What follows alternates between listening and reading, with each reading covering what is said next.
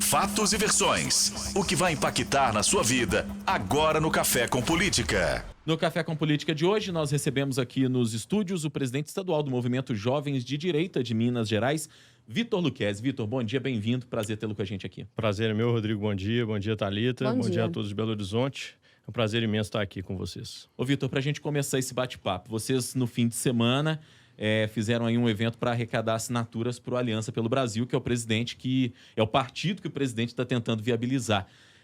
Como é que foi esse evento? Vocês fizeram em que pontos da cidade? E em que pé que estão aí esses trabalhos de recolhimento de assinaturas para viabilizar a Aliança pelo Brasil? Rodrigo, nós fizemos na região do Barreiro esse primeiro ato do nosso grupo político com a Aliança Móvel, que é um trio elétrico aí, bancado pelo empresário Rafael Guerra, e pretendemos estender esse movimento para outros bairros de Belo Horizonte e talvez até outras cidades aqui do entorno, a depender da viabilidade de levar esse trio elétrico. Ele é um pouco, ele é grande demais, né? E é difícil movimentá-lo, por exemplo, uma rodovia. Mas nós tivemos uma aceitação muito boa, pessoas levando as fichas para casa para depois devolvê-las. Tenho acompanhado nas redes sociais também um crescimento estratosférico daqueles que curtem a página, né, do Aliança pelo Brasil. Mas os dados do TSE não são muito animadores. Infelizmente, nós tivemos aí 3.300, segundo o último balanço, 3.300 assinaturas, cerca de 3.300 assinaturas homologadas, 12.400 que já foram consideradas inaptas, infelizmente, e outros 48 mil, cerca de 48 mil em análise ainda. Esses dados foram divulgados pelo TSE no último dia 27. O segundo vice-presidente do partido, que é o Luiz Felipe Belmonte, ele divulgou que não acredita, né, na formação do partido a tempo de disputar as eleições desse ano, que é uma notícia triste, mas eu, particularmente, continuo acreditando que é possível sim. Eu acho que até o dia 7 de março nós temos uma data limite aí. A posição oficial do partido não é de jogar a toalha, de entregar os pontos, mas esses números, eu acho que o ouvinte em casa já pode fazer a inferência dele, não são muito animadores, né? Luiz Felipe Belmonte, ele ressaltou que foram entregues mais de 1 milhão de assinaturas, mas só 3 mil homologadas. No sábado, o deputado Bibo Nunes publicou no Twitter dele que havia 6 mil já homologadas, mas é a única notícia que eu tive em relação a esse número novo. O TSE só divulgou 3.300. E por que dessa diferença? Se tinha 1 milhão de assinaturas entregues, por que elas não foram homologadas? Segundo o Luiz Felipe Belmonte, é por conta dessa análise nova de assinaturas que já são entregues com reconhecimento de firma. Por quê? A ideia do reconhecimento de firma era poupar o tempo do TSE de ter que verificar se aquela assinatura era verdadeira ou não, porque se o cartorário já tivesse feito a análise de que a assinatura era verdadeira, seria mais rápido. Mas alguns cartórios eleitorais estão alegando que não há ainda regulamentação para essa nova prática, que é uma prática aí que veio, de fato, é a primeira vez que isso é feito para a formação de um partido político e, infelizmente, parece que nem todas as instituições estão colaborando com a formação desse partido. Vocês consideram excesso de zelo ou uma medida de segurança correta essa questão das assinaturas? Olha, Rodrigo, eu não falo pelo partido, falo como qualquer um dos... cidadão. Como qualquer um dos milhares aí, ou até milhões de voluntários que estão nessa coleta. Eu acho que se um cartorário analisou a assinatura e ele tem o compromisso legal de só prestar a verdade naquela declaração de que a assinatura é verdadeira, não vejo motivo para uma reanálise do Tribunal Eleitoral. Eu acho que não é nem excesso de zelo, é um pouco até de... eu não vou dizer falta de vontade, mas é nessa linha aí que é o que eu penso.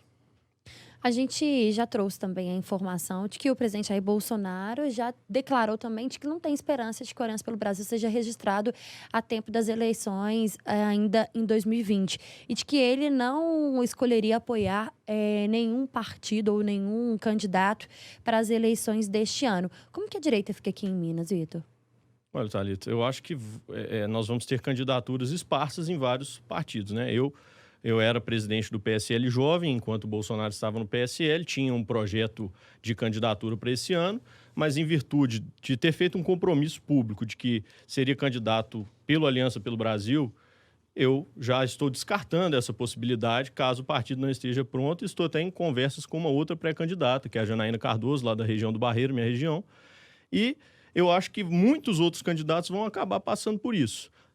Outros tantos vão se candidatar por outros partidos que já aí existem, com o compromisso de migrar depois para o Aliança pelo Brasil, porque eu fui um dos fundadores do partido, estive na primeira convenção do partido lá em Brasília, assinei a ata, e o próprio presidente Jair Bolsonaro disse, no ato da convenção, que caso o partido não fosse formado a tempo, nenhum dos candidatos de direita deveria se preocupar, que migrasse para outro partido, se candidatasse. Poderiam ser candidatos Poderia normalmente. ser candidato por outro partido e depois as portas do Aliança pelo Brasil estariam abertas. Ô, Vitor, a gente ouviu de bastidores aqui, de pessoas que já estiveram, pessoas com quem a gente tem contato, de que existe em Minas Gerais uma certa cisão e uma certa disputa entre alguns atores da direita e aqueles que apoiam efetivamente o presidente Jair Bolsonaro.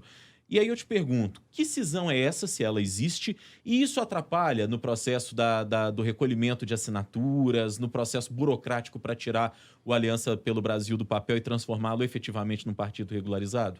Rodrigo, eu acho que o nome do partido já diz tudo. Aliança pelo Brasil. Então, o foco da direita nesse momento deveria ser na aliança, mesmo que torcendo o nariz para uma diferença ou outra, porque é normal em todo campo ideológico, todo partido político, ou time de futebol que seja, há uma divergência. Isso é normal. A democracia pressupõe divergências, mesmo que no mesmo espectro ideológico. O bolsonarismo não é diferente e existem divergências que a gente não deve tratar em público, né? O que a gente trata dentro, né, do âmbito partidário ou do âmbito do grupo político, mas isso atrapalha, é evidente, atrapalha qualquer grupo a avançar, porque se gasta tempo demais e energia em briga interna e a coisa não desenvolve como deveria desenvolver. Ainda sobre a questão do partido do PSL, você fez parte, né, da juventude aqui do PSL, e agora, nas últimas semanas, nos últimos meses, inclusive com a saída do presidente Jair Bolsonaro, fez um boom de confusões, né, principalmente no PSL. Como que você avalia hoje a postura do PSL e de quem ainda continua por lá como deputados mineiros que foram eleitos por causa do Jair Bolsonaro? Thalita, é uma questão legal.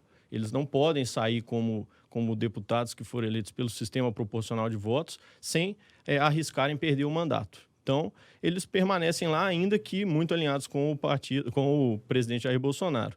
O problema é quando o PSL, enquanto instituição, porque eu respeito muito o partido do PSL, eu respeito muito, estive lá, não reclamo de nada, mas infelizmente, o partido solta uma nota, por exemplo, sobre as manifestações do dia 15 de março. Eu estou dando um exemplo aqui. Coloca que o presidente Jair Bolsonaro está atentando contra as instituições. Isso é a postura de um partido que se propõe ser a base? Isso é a postura de um partido que só cresceu em virtude do próprio presidente? Né? Eu acho que há um pouco aí de ingratidão e até inconsequência em falar, em prestar esse tipo de declaração institucional. Porque um deputado ou outro falar por si é uma coisa. Agora, o partido, no seu Twitter oficial, colocar uma nota dessa é lamentável. Então, um partido que, no momento em que o Bolsonaro precisava aprovar, precisava manter um veto, o delegado Valdir, deputado que à época era o líder do PSL, foi e obstruiu a votação. Como se obstrui a votação do partido do presidente? E você sendo líder do partido do presidente? É uma coisa insustentável. E eu até aproveito essa oportunidade para te perguntar. Muito tem se dito que essas manifestações do dia 15 de março vão ser manifestações contra o Congresso e contra o Judiciário. Procede essa informação, Vitor? De fato, são manifestações contra os outros poderes da República? De forma alguma. Existem grupos diferentes, com pensamentos distintos, e cada um puxa para um lado. O que todo o campo da direita que está indo às ruas quer colocar é o seguinte: é contra a chantagem dos congressistas para manter derrubar o veto do presidente a essa diretriz orçamentária que passa 30 bilhões do Executivo, cuja função é dar a diretriz orçamentária, para o Legislativo, cuja função é legislar. Então, o que acontece? Estamos tendo uma usurpação do poder legislativo pelo poder executivo. né? Estamos jogando o que era atribuição de um campo para outro campo.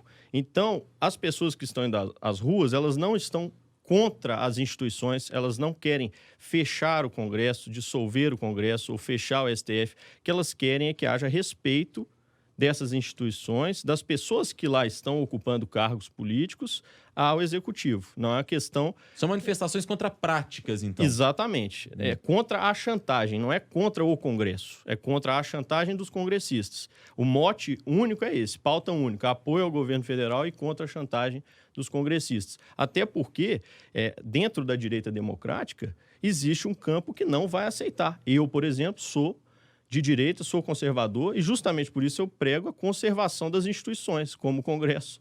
Então, eu nunca vou participar de uma manifestação golpista que pede fechamento do STF, dissolução do Congresso. Aqui em Minas, Belo Horizonte, região metropolitana, principalmente, como que essa manifestação tem sido organizada?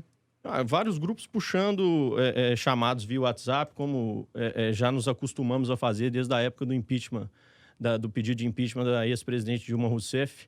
Então, é ingenuidade acreditar que há uma ou duas ou três lideranças puxando esses movimentos. São muitas lideranças, são muitas pessoas que às vezes nem têm esse gosto pela política, mas têm o gosto por serem ativistas, né, de rua. Tem sido assim. Acho que a manifestação caminha para ser uma manifestação grande, porque a insatisfação popular é grande, as pessoas, em sua maioria que estão participando, acho que na totalidade votaram no Jair Bolsonaro e querem que Jair Bolsonaro tenha a capacidade de governar. Mas, se ele tiver usurpado 30 bilhões do orçamento, vai ficar difícil ele não incorrer em um crime de responsabilidade fiscal e abre um campo para pedido de impeachment, sendo que o presidente está com uma popularidade que não permite essa abertura de pedido de impeachment, né? É totalmente diferente dos outros dois impeachments que a gente assistiu, do Collor e da Dilma, onde havia ali quase o subsolo da popularidade. Nós não estamos tratando disso. Hora do bate-pronto. No Café com Política. Hora do bate-pronto. São perguntas objetivas com respostas também objetivas. Combinado? Ok, Thalita. Para começar, o movimento de direita em Minas. Forte. Direita versus esquerda. Briga eterna. Aliança pelo Brasil. Sonho. Presidente Jair Bolsonaro. Exemplo. Governador Romeu Zema. Bom. E o prefeito Alexandre Calil. Razoável. Vitor Lucchesi, nosso entrevistado de hoje. Ele é o presidente estadual do Movimento Jovens de Direita de Minas Gerais. Muito obrigado pela entrevista, foi um prazer recebê-lo aqui. Prazer foi meu, Rodrigo. Muito obrigado pelo convite, Thalita.